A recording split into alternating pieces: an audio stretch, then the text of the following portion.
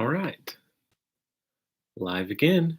Um, I was gonna wait till Thursday since I just did a video yesterday, but I just had a good thought this morning from my daily Bible reading. Um, I am a little behind on that, so I think Logan is on track, but I'm a little bit behind. So he's gonna hear this and be like, "Zach, come on." But anyway, I was just reading from 1 Kings chapter 12, and this is just it's an important thought, um, that each one of us should consider. Um, so Solomon dies, right, and Rehoboam, his son, becomes king, and so the people come to Rehoboam and say, "Look, chapter 12 and verse 4, your father made our yoke heavy. Now, therefore, lighten the hard service of your father and his heavy yoke on us, and we will serve you."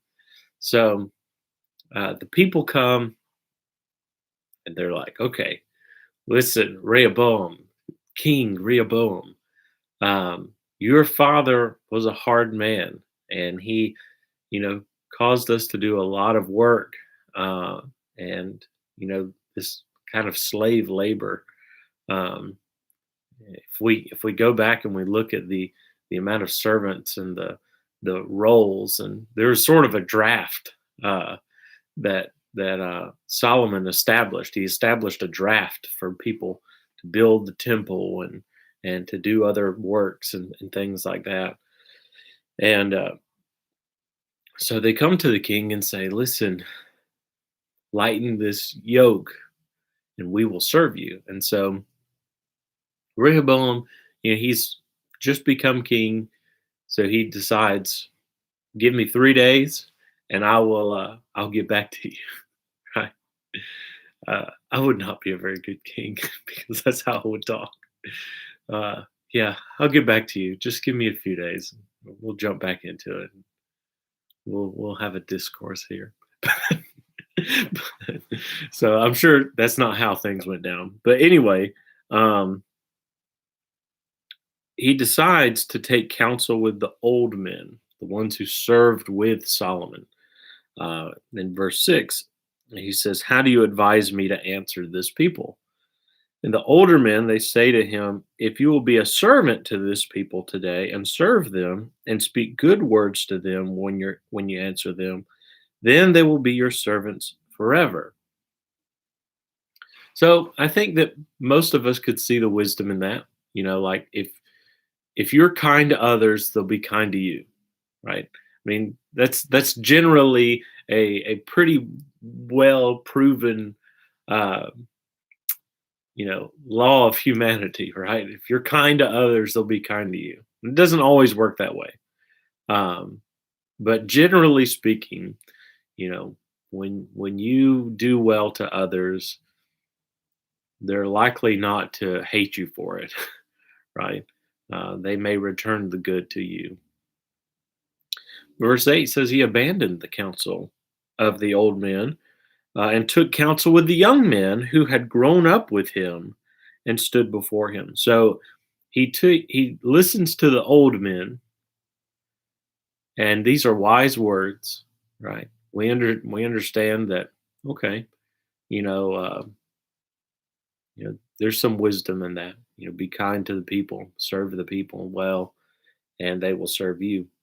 He says, "No, I'm not going to do that." So he goes to the young men, and the young men who had grown up with him, right? It doesn't say, his best buddies, but that's what we can read. They were the young men that grew up with him. They had spent time together. They were friends. And they say, "Thus shall you speak this people, who said to you, your father made our yoke heavy, but you lighten it for us. Thus shall you say to them, my little finger is thicker than my father's thighs, and now, whereas my father laid on you a heavy yoke, I will add to your yoke. My father disciplined you with whips, but I will discipline you with scorpions." So the young men say, No, you need to put the fear of God in these people. You need to make them fear you, right? And um, intimidation, right?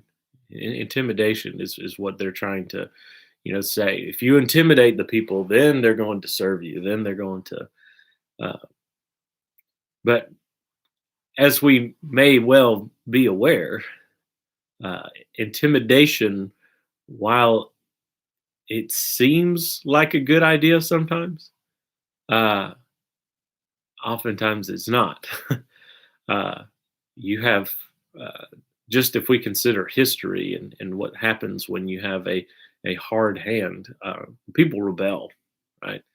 People rebel when their government, when their rule is harsh, right? And so that's what happens, right? He takes counsel with his friends, uh, and that gets him into trouble, right? As soon as he says that, the people start to rebel, and instead of all of Israel following the king as before, now only a portion, Judah, now follows Rehoboam, and the rest of Israel has split off, and they're going to form the northern kingdom of Israel. And so there is this. There's no unity. He's broken up the kingdom because he took the counsel of the young men. Right. I say all of this because we have confidants. We all have confidants. We all have people that we talk to about all kinds of things. Um, we feel like there may be some people in our life where we feel like, if I'm in trouble, I need to go talk to them, or I need, advice. I'm going to go talk to this person. Um, but one a danger that we may get ourselves into is when we surround ourselves with people and make an echo chamber, right? Uh, People that are just agreeable to you. Um, you go to people and you kind of already know what they're going to say, and so you go to them anyway. Um, it's tempting to just go to your best friends, and depending on who your best friends are, if they're folks that get you into trouble sometimes, um, or maybe they're not of the most godly character. Um, they may likely have the wisdom of the world, um, which is kind of like what the young men have here. Um, so when we talk about counsel, we talk about looking for advice. When we talk about venting, um, we need to be very careful about who we go to when we seek counsel. Right? Solomon had a group of older men. They were experienced. They had worked previously with his father Solomon. Um, it just seems like there is a natural wisdom to the words that they say. Like it just makes sense, right? But Rehoboam didn't see it that way. Instead, he went to his friends and asked his friends, the inexperienced, the young men, who he had grown up with, um, and they say something drastically different. But rather than try to weigh the options and think about these things, he just accepts their word. He goes through with it and divides the kingdom. Right? Um, we need to be careful about the right kind of counsel. Um, it doesn't necessarily mean that your friends are bad people, right? But there are some things in life, is big decisions, right? This was a big decision. This wasn't a small matter. Um, this wasn't like, what do you want to do this weekend kind of thing. This was a big decision, right? And so he needed to have the right kind of advice, the right kind of leadership in his life, um, to make that big decision. And so when you and I have big decisions that we need to make, it may be a good idea to reach out to others that are not just going to tell you what you want to hear. Because that's the thing. Sometimes we want to go kind of like what I was saying with the echo chamber, right? We go to certain people and they're just going to tell you what you want to hear. Sometimes we have to go to people that they're going to tell you what's right, what you probably should do, what the wise thing to do is, regardless if it's not necessarily the thing you want to do, right? There are people that are going to look out for your best interest, regardless of how it makes you feel. And that's hard, right? We want our friends to, come close to us, encourage us, and say, "Yeah, whatever. It's, I support you all the way, no matter what." And they're gonna, tell you the things you want to hear. Um, but it's difficult. We should develop, and maybe it means that we develop relationships like that. We develop relationships with older people in the church. We try to develop a good relationship with the elders of the church, with the preacher, with those that will try to work to give sound counsel, versus just telling you what you want to hear. um, Sometimes I am a person that when people come to me for counsel, I tell them what they want to hear. Uh, I try not to do that. I try to just give them, um, and I'm not saying anything unscriptural or, um, you know, sometimes it means rebuke and not just encouragement. And that's a weakness I have. But um, we should be willing to work to try to find good, solid counsel, um, good, solid advice when we need it. When we're not sure what to do, it it's important for us to look to right sources. Uh, Chief of all of this, and I know that we've talked about counsel and advice. Uh, we have to read our scriptures. I mean, we have to get into the Word.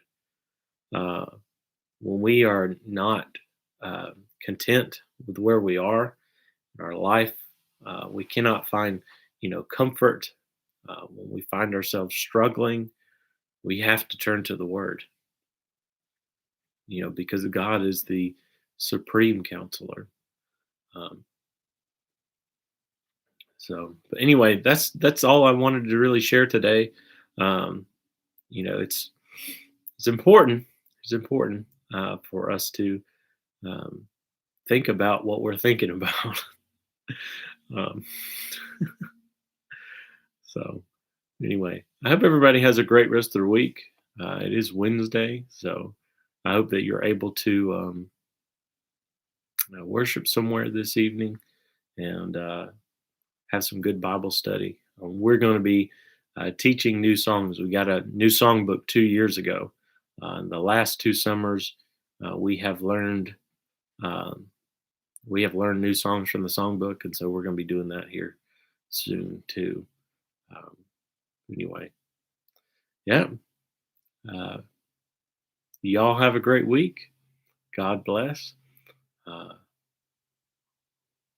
Take care.